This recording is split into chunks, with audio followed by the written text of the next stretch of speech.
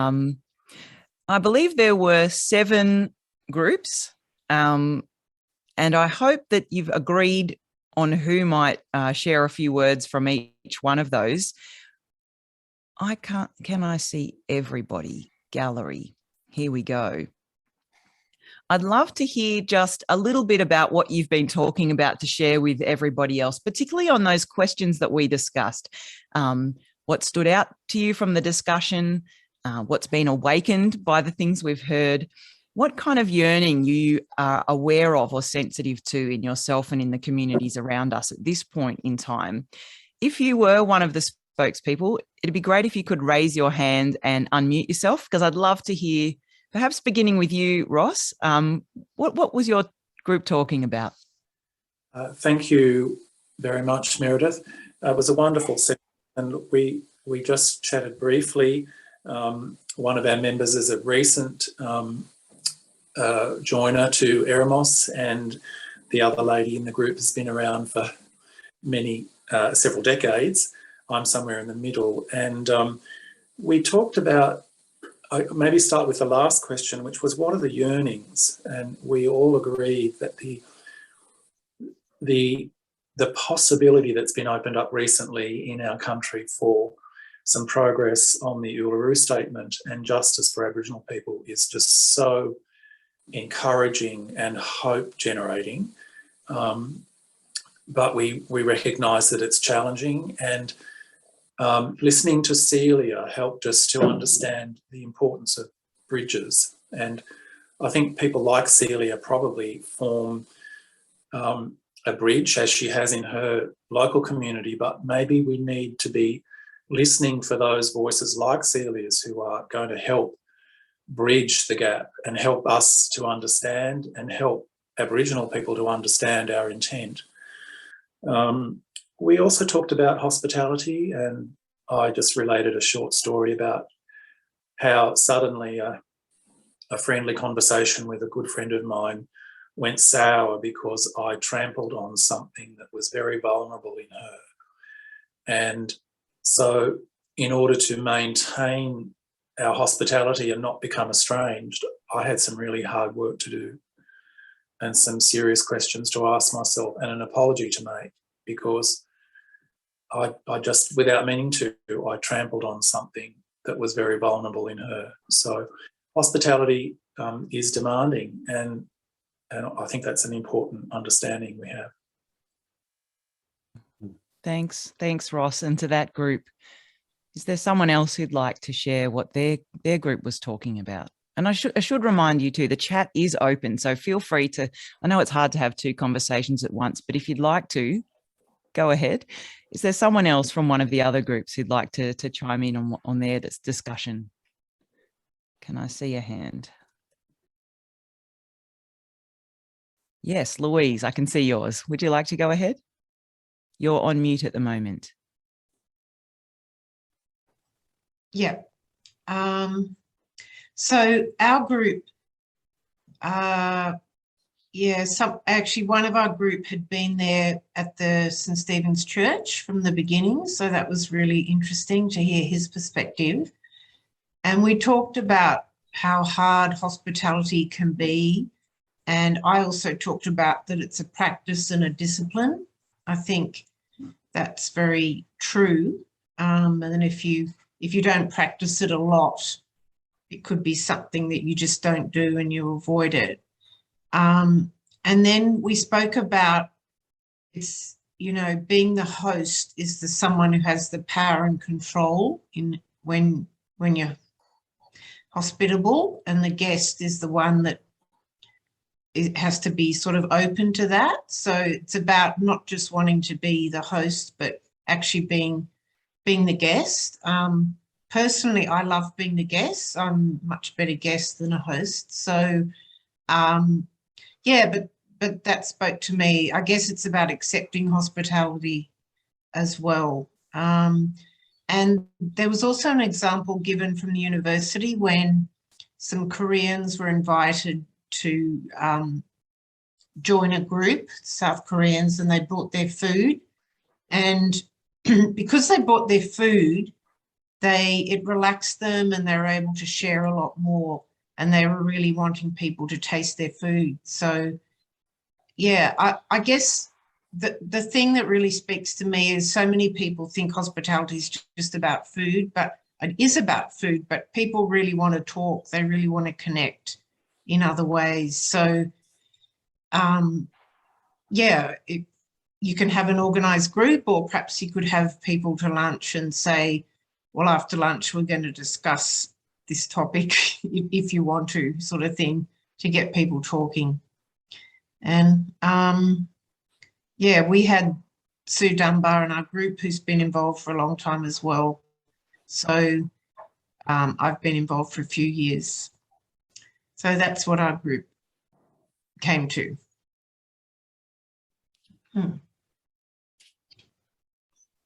Is there another group? Thank you, Louise, who'd like to add to that with their discussion? Can I see a hand? Sorry, there's so many people, you're on 2 pages. Is there another spokesperson? I mean, I'm really struck by these themes of, to me, these things relate to one another. How do you receive hospitality if you're from a culture that historically has retained and wielded power? I mean, I think the Uluru Statement, as addressed to the nation and to the people, not to the politicians, but to the people, is an invitation in that profound way that you've been talking about, Benjamin. And yet, how do you divest yourself of power to the extent that you can receive that invitation as a guest? I think that is one of the most substantial spiritual challenges for our culture. And what role a group like Eremos or even the churches might play in cultivating a posture of receptivity, willingness to be the guest rather than the host, not to define the terms on which relationship occurs. That strikes me as huge. I mean, did that come up in other groups? Yes, Ian. You got an offer from Elizabeth over there, Meredith, on fantastic. page 2. Thank you, Elizabeth. Well, our group really had a cohesion, and it was quite beautiful. What I think has come out of the dialogue between yourself and Celia and Benjamin is a heart yearning. In the group, as each individual shared something, it was coming deep from the heart. And that's been inspired by what we've heard in the dialogue that's been taking place this afternoon. So thank you to the 3 of you very, very much on that. But one of our members said, use this phrase, totally alone and yet totally one. And each comment seemed to reflect this longing for cohesion, for the broader hospitality of welcoming all, but particularly it was translated to our political scene, that there is a heart yearning to see in a political sense this inclusive oneness that is coming from those of us as individuals here, but needs to be translated into a wider forum and not just held sacredly within Eremos, would be my little addition to that. And one of the other members paid tribute to Bruce Wilson and the effect he had on her in inviting her on the journey and discovering stillness through Eremos, a meditation and the silence. But the word journey kept coming up. And so that's just trying to bring it all together as best I could. Some wonderful stuff and a wonderful afternoon. Thank you, Elizabeth. We only have a few minutes and we have a reading, and among other things I don't want to run out of time for. So perhaps, I know there's much more in the room than we're able to capture right here in conversation, but as a way of moving towards a conclusion, a new beginning, however you like to think about this point of transition, I'd like to just put to the panel, to Benjamin, to Celia, and also to Don, that final question I've put there in the chat. with all that we've heard, what's one thought or reflection you have on what might animate or characterize what you might call an Australian spirituality from this point onwards? Can I put you on the spot, Celia, to begin with? Yeah, no, I got excited by the question. So I've put in my own little journal, skillful hospitality to hold people in connection with, firstly, land, secondly, First Nations voices, thirdly, the depth of their own tradition, and to be able to stay in the tension between them and go very deep in each one with the hope of the prospect of something new arising. Thank you. Benjamin, what's your sense of what might animate this kind of quest from here? Celia was so concise. She's amazing. I all I had was radical hospitality. All I had was radical hospitality. I think we have so much opportunity and potential as a country, as peoples, diverse peoples, with the history that is, so ugly and beautiful in all kinds of ways. You have this opportunity to be a beacon of what radical hospitality can look like. Sometimes you hear politicians talking about, we are the greatest country on the planet and all that kind of stuff. It really makes me cringe, right? But I think there is something there that is tapping into something deep in there, that if we take that really seriously, whether is it on LGBTIQ people, refugees, First Nations folks, our housing situation, our homelessness, climate justice, people who have been abused, coloniality, it really is the practice of radical hospitality, or the bad practices of radical hospitality, in my mind, that it's not working well. And it's not fluffy, because what we are also doing when we practice good radical hospitality, we are practicing justice. And, Cornel West, who said that, never forget, justice is what love looks like in public, So there is something there. I hope we leave that prophetic, we can be that prophetic voice and vision for our world. Thank you, Benjamin. Don, if I can almost ask you to have the last word, what's your sense of what might be true of an Australian spirituality from here? Are you optimistic about the prophetic? What do you think will characterize or animate this? I hardly know where to start. But I think, well, one thing that did strike me is that when early on in the show, when we were getting started and then getting together and having things happen, we had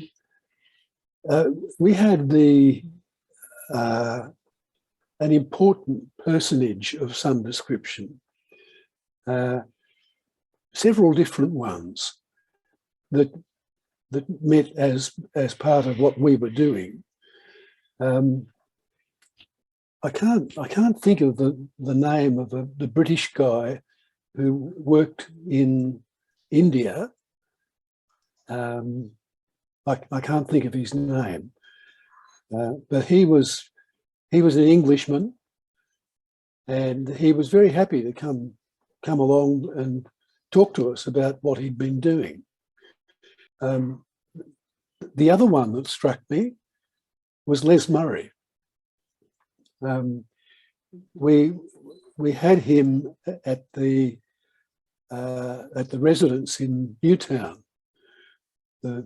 and there were people hanging in the windows there to see him, and he was the sort of person who took his faith seriously, although people might read his verse and think otherwise, but he did take it seriously, and he had some important stuff to say.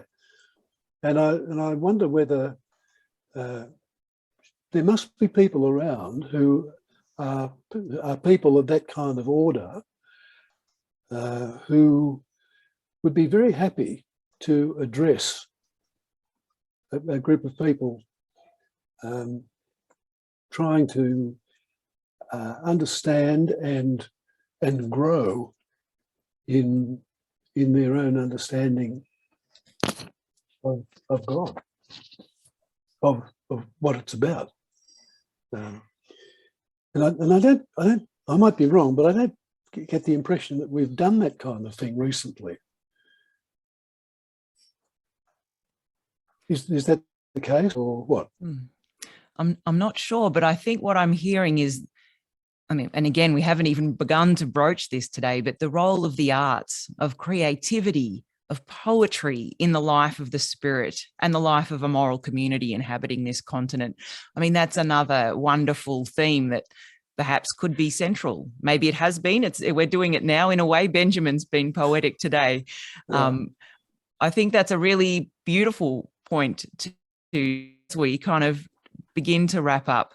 But thank you so much, Don and Ben and Celia. And I won't do the formal thanks because it's not my not my privilege today. But on a personal level, I'm so indebted to each of you. And I guess by way of conclusion, I'll hand back now to Kate. Right, my pleasure. Lovely, thank you. It is my pleasure to thank our speakers today. But just before I do that, I'd like to invite people to, if you want to stay on after 4 o'clock when we finish, you're very welcome to. We'll just have a ongoing conversation for 10 or 15 or 20 minutes, however people would like to stay. That's just an optional, so feel free to just stay on. Don't leave the meeting when we finish. And also our editor is a poet, John Fulcher, and he has welcomed people's contributions about what they think Eremos and some memories from that for our August or December edition of Eremos. So please respond to that as well. I would like to thank all of our speakers today. Don, thank you for your rich and thoughtful eldership and deep insights and stories. Celia, thank you for opening us up to both the beauty and the spikiness of the desert and the Bible as a bridge. Ben, we have been enriched by your gentle insights and your sense of community and hospitality. And Meredith, it has been wonderful to witness you listening so beautifully to each speaker and to all of us. You have created a space for genuine dialogue here today, and we are very grateful to you for that. Thank you. Yeah.